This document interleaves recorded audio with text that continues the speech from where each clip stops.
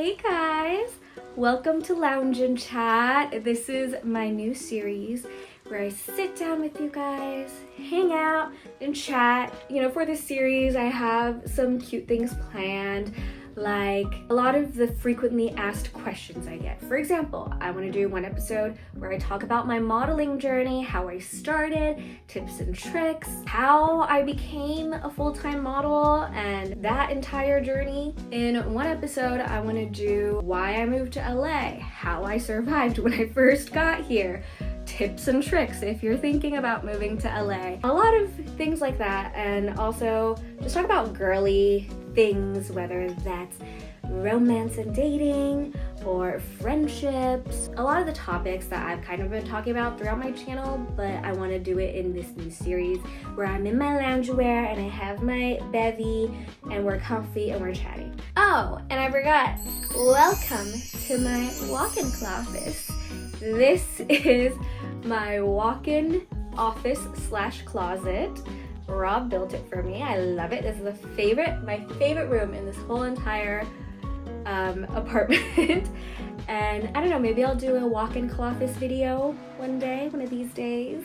Okay, loungewear of the day. We're wearing this cute set from Lounge Underwear. Let me get up for a second. Okay, I know I'm gonna insert a full body thing here, but it's the cutest little set. I love a cropped shirt, cropped jacket, cropped hoodie. This is so cute, so comfy. I love a little cropped moment, little waist moment, and I love the shape of these pants because it gives you like this nice hip, round shape in the hip, but a snatched waist. We love everything snatched, snatch face, snatch waist, snatch everything. I post a lot of snatch face, snatch things on my Instagram if you guys don't follow me already. And beverage of the day, we have this mint tea from Tazo. I love Tazo. Anyways, we're gonna move on with today's video.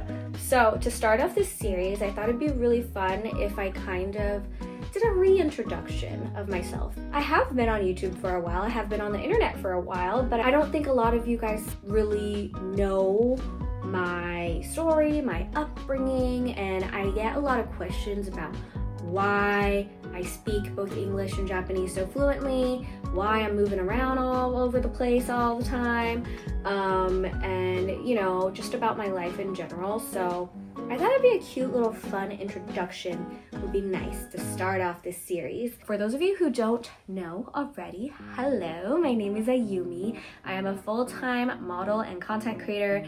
I live here in Los Angeles, California. I'm full Japanese, and I moved here from Tokyo about 5 years ago. So, fun fact, I was born in Woodstock, New York. Yes, this is way up in the suburbs, not New York City, Woodstock. A small little cute little town. I love that place. My parents moved to America when they were pregnant with me. I'm the eldest, and they spoke zero English. Another thing about my family is that my dad, he is a Zen Buddhist monk. So everybody on my dad's side of the family are Zen Buddhist monk. My grandpa, my uncle, they're all monks. My dad's home, like my grandpa's home, my dad's side of the home is literally a temple. We're gonna get into all that too in this video. Why America being a Zen Buddhist monk, you may ask?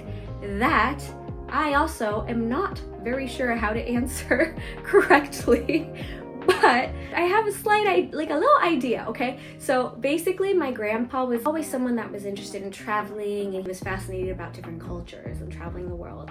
He told my dad that he should fly out to America, kind of see what the Zen Buddhist community is doing out here, and teach the people a little bit about back home, learn a little bit about how the people Zen Buddhist community is doing things here, so on and so forth.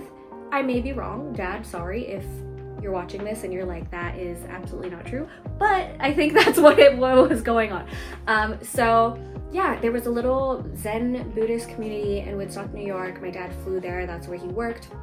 And my family has moved so many times. I'm gonna quickly do a rundown, okay? Bay Area, kind of Richmond, and then moved to Hiroshima, and then moved to the apartment, and then moved to the college dorm, and moved to my first apartment in Tokyo, moved to my second apartment in Tokyo, moved to Bangkok, model apartment in Bangkok, moved to my first apartment in Bangkok, moved to my shared apartment in Bangkok, moved to Sydney, Tokyo, and then moved to first home in LA, moved to my first apartment in LA, moved to my second apartment in LA, and the apartment I live in today. So that is 18 times total that I have moved.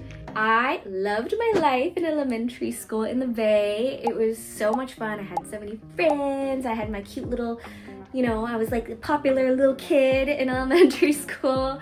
And the school I went to was really, really cool. I went to a school that was so diverse, and it's so, like, their curriculum was so much about, like, learning about each other's backgrounds and ethnicities and all of that, all the different cultures. I never, ever felt weird for being Asian, for being Japanese. I also was not the only Japanese kid in my school. And it was really cool because, like, my brother and I would go over to his friend's house that were Indian. The mom would make us homemade samosas and Indian curry. And then this other day, we'll go over to my bestie's house who was Chinese, and they would feed me their food, and my mom would make Japanese food. And it was just so cool how we all got to experience that. And I never ever experienced racism or anything like that in elementary school. So I think that was so cool that I got to experience that as a kid. And also at school, a lot of the assignments were like, let's, bring a food from your ethnic background, and we would talk about it. And that was our homework that we would have to, like, present to the class about the food or the clothes that you traditionally wear and things like that. So that was so fun and so cool, and I loved it. Now, this abruptly comes to an end when I was in 5th grade, and my parents sat me and my brother down and was like, you guys have 2 choices. You can either move to Europe with Dad, because he's gonna have to go and move to Italy and France for a few years, or you guys can follow Mom and move to Japan without Dad for a few years. And obviously, me and my brother did not want to move out because we were very happy in the Bay Area, but we didn't have a say in that. We couldn't really, that wasn't a choice. And our family decided that me and my brother would follow my mom to Japan. Dad would go and work in Europe for a few years. So we moved to Hiroshima, Japan, where my family's from. This was when we moved to the family temple. And I did a video a while back, like years ago, about my experience living in a Zen temple. If you guys want to watch that, I'm going to link it somewhere over here. But it was, at that age, it was kind of stressful because it wasn't just like moving into any ordinary Japanese household. It was a function, a business, and a religious community. So there were a lot of expectations and rules that we had to abide by, even as young children.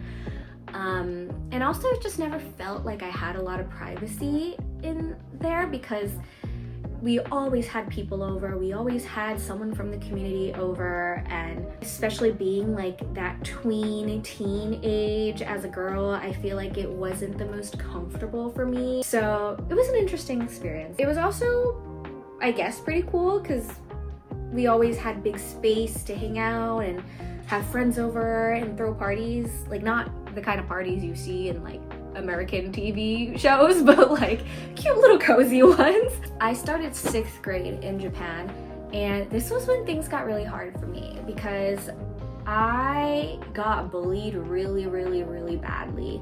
And I went to a public, like the local public school. I attended the elementary school for 1 year there when I was in 6th grade. And the kids that went to that school, I think they just have never left their city, the country ever before. And also coming from America and only knowing how to be a Japanese American kid in America, I obviously didn't really understand why people thought I was so different. In America, they teach you to have an opinion, they teach you to raise your hand, they teach you to speak up, and they teach you to share. But in Japan, it's almost like there's only one cookie cutter curriculum, one cookie cutter textbook answer, and if you don't have that textbook answer, then you're wrong. Or if you have a different opinion, then people don't really take that positively. You really want to be agreeable in Japanese culture. Disagreement can oftentimes be seen as confrontation, which is not a positive thing a lot of times, I feel like, in Japanese culture. And at that young age, I couldn't understand that. I didn't know that. So yeah, I was obviously sticking out and I was different. And it was very difficult for me to adjust. Middle school came around, I ended up going to an all-girls private school because my parents decided that if I went to the same public local school, that the bullying was just gonna get worse and it was all gonna be just the same kids, and it was really bad. Like, it was really bad. Like, I'm not gonna go into details, but it was pretty freaking brutal. So yeah, we didn't want to do that. Went to middle school, and this school was an all-girls school, 6 years, it was all girls.